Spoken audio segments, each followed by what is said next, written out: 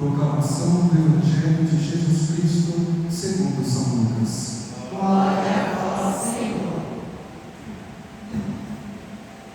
Naquele tempo, Jesus andava por cidades e povoados, pregando e anunciando a boa nova do reino de Deus. Os 12 iam com ele, e também algumas mulheres que haviam sido curadas de maus espíritos e doenças. Maria, chamada Madalena, da qual tinham saído 7 demônios. Joana, mulher de Cusa, alto funcionário de Herodes. Susana e várias outras mulheres que ajudavam a Jesus e os discípulos com os bens que possuíam. Palavra da salvação. Glória a vós, Senhor.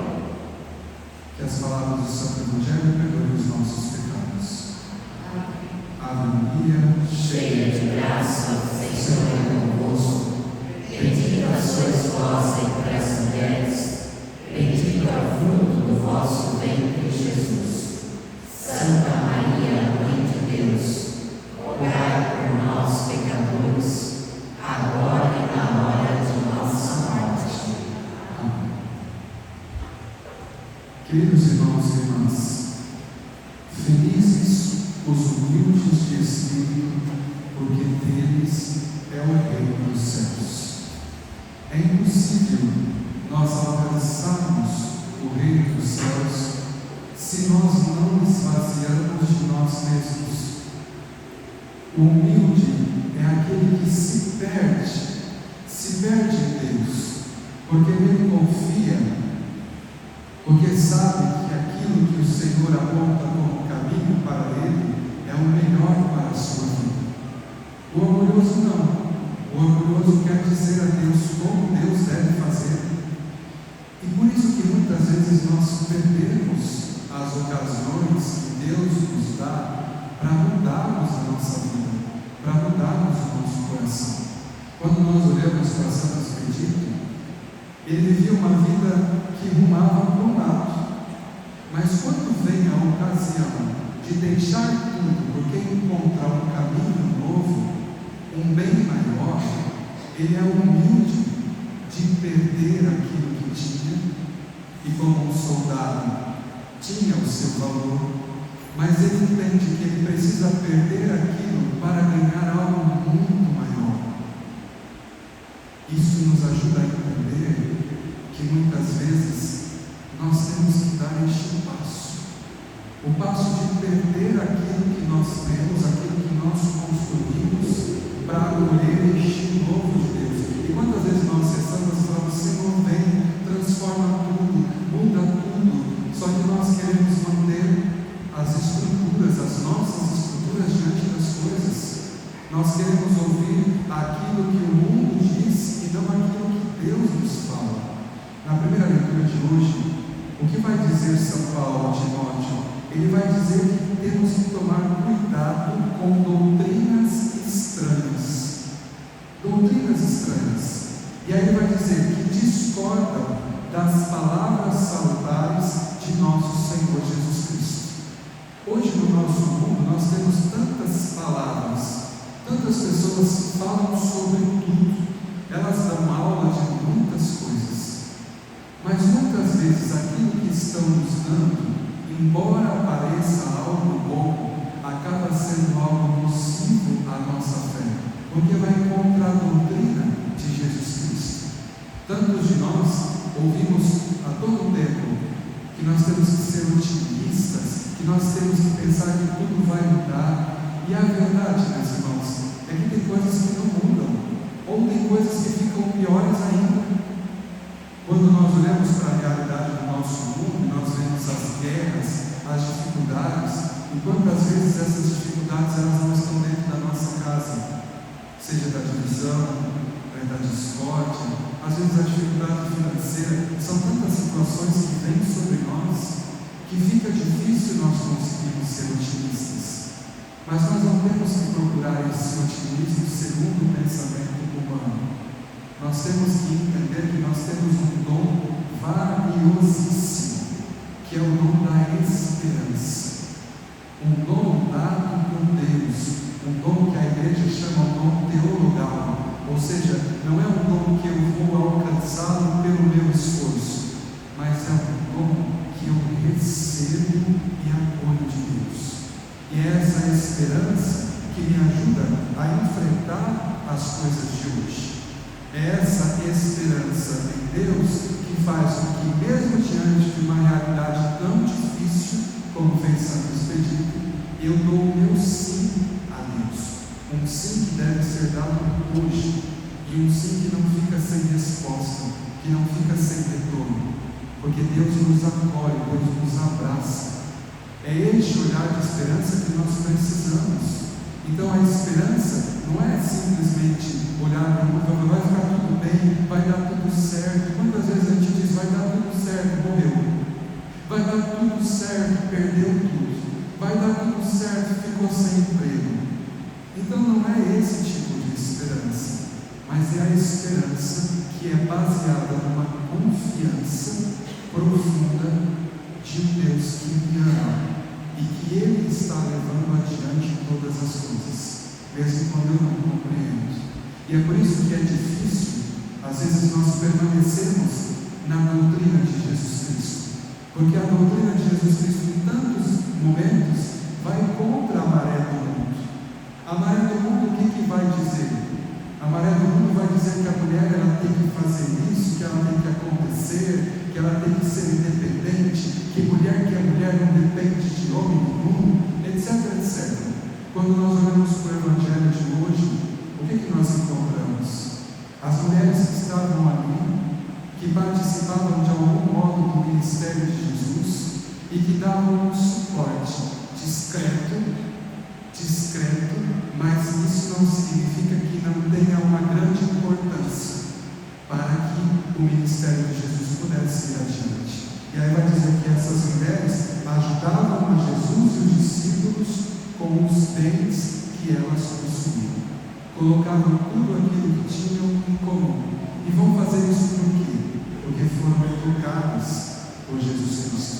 Porque foram libertas por Ele. E não porque elas tinham outras ideias, outros pensamentos, outros ideais que alimentam ego, mas que não responde à doutrina verdadeira, que é a de Jesus Cristo. Meus irmãos, se o valor da nossa vida depender de um grupo de pessoas que vão falar que nós falemos isso ou aquilo, é muito pouco diante do valor que o próprio Deus conferiu e da dignidade que o próprio Deus deu a cada um de nós. Vocês entendem? Eu não estou menosprezando as iniciativas humanas, mas eu quero dizer que muitas vezes nós nos confortamos com tão pouco e ficamos sempre sedentos e vazios, quando o sentido da minha vida eu vou encontrar onde? No Evangelho de Jesus Cristo, no seguimento dele, na sua doutrina. E quem mais do que aquele que deu a sua vida por nós, sendo Deus, pode dizer o quanto vale cada um de nós? É claro que existem injustiças que nós devemos combater, coisas que estão erradas que precisam ser modificadas, mas nós temos que fazer isso partindo de Jesus, partindo do Evangelho, porque aí nós comunicamos vida e não morte. Jesus não traz acusação, Jesus traz um caminho de libertação. Ele não força ninguém, mas Ele oferece para todos nós um caminho de seguimento. Ele nos convida, não impõe, nos convida. E quantas vezes é no seu silêncio que Ele fala? É naquele silêncio de um olhar, porque se nós olhamos para o Evangelho, existem tantos movimentos de Jesus: o olhar, o escrever no chão, um silenciar, como silenciou diante de Pilatos, não respondendo, e fala tanto a nós. Por isso, queridos irmãos, estejamos atentos a perceber isso e perceber que o plano de Deus, como vai dizer ainda no Evangelho, é levar a boa nova do reino. É o seu reino, um reino que já acontece no meio de nós, mas que precisa ser manifestado. E vai ser manifestado quando? Quando nós acolhemos este dom que Ele nos dá. Deixar que Deus se manifeste em nós. E para isso, o que nós fazemos? Nos aproximamos dele. Vamos beber aonde? Na palavra de Deus. Vamos aprender a caminhar como? Na palavra de Deus. Porque a palavra de Deus, ela vai nos direcionando e ela vai nos purificando. A gente fala que é a faca de dois gumes, né, que ela fere de certa forma, mas ela também purifica, ela também cura, ela também nos transforma.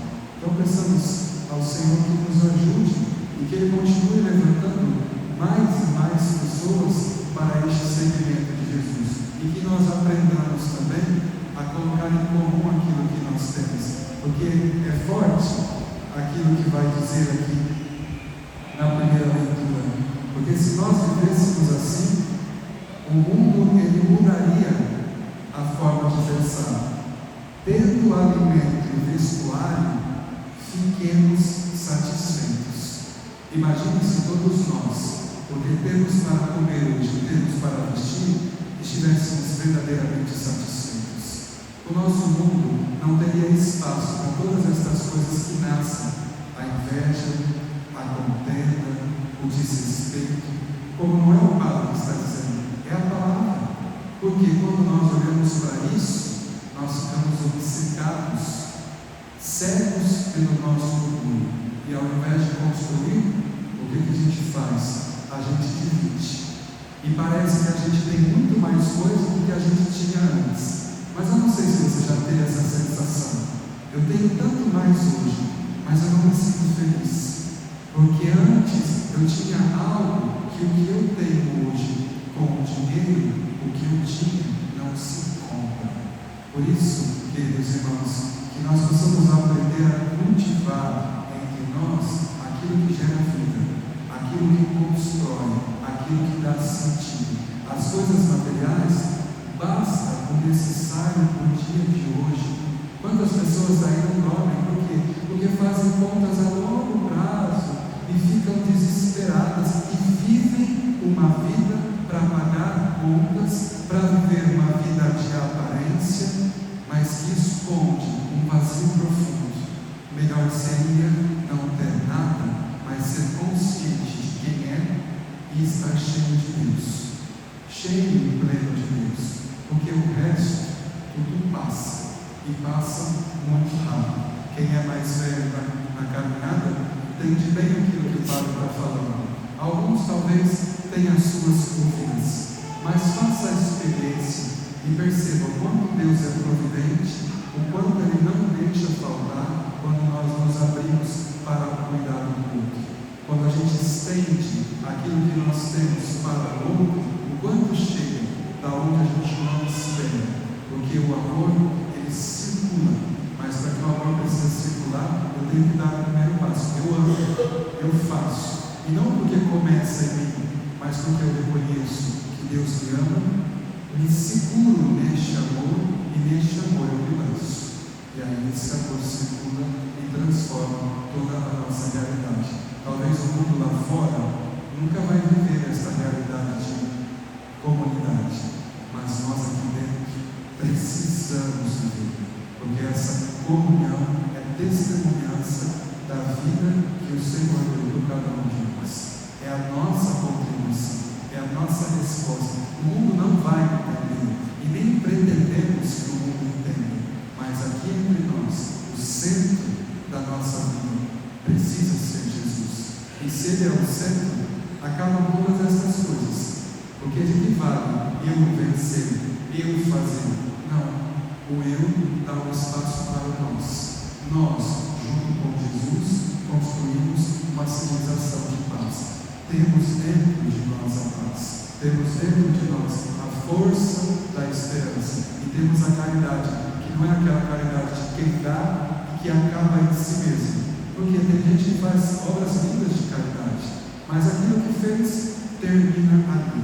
Mas a caridade que o Senhor coloca no nosso coração é uma caridade que continua a gerar vida.